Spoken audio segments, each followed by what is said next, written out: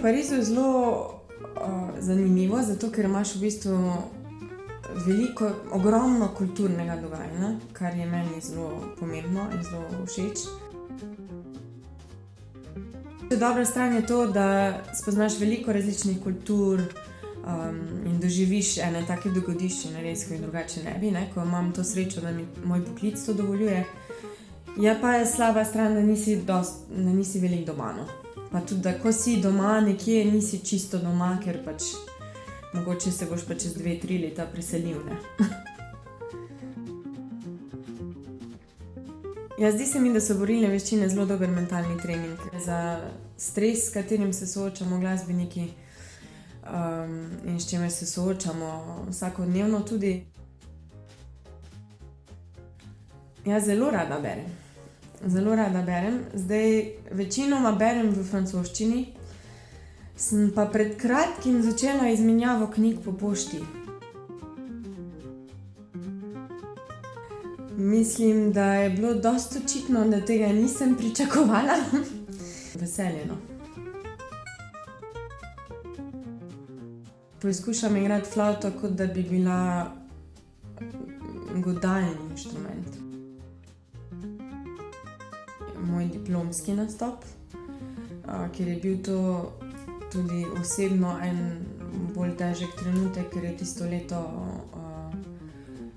umrla moja babica, s katero smo bili zelo blizu. In sem takrat tudi mogoče hotela nehati igrati. Ampak sem imela to srečo, da to ni dolgo trajalo, da sem bila obkrožena z ljudmi, ki so mi s tem tudi pomagali.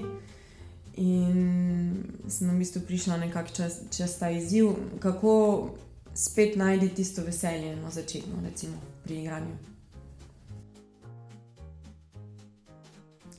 Všeč mi je to vprašanje.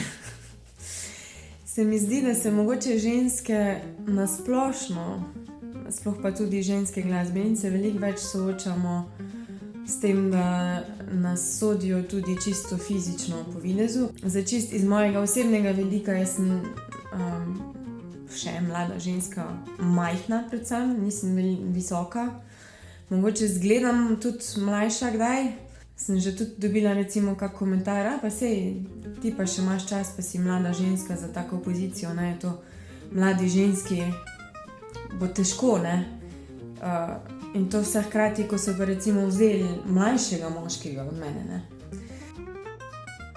Japonska. Zato, ker me je najbolj fascinirala, mogoče tudi čisto drugačna narava, drugačna kultura, drugačna zgodovina. Pa tudi recimo Norveška, bi rekla, sever Norveške.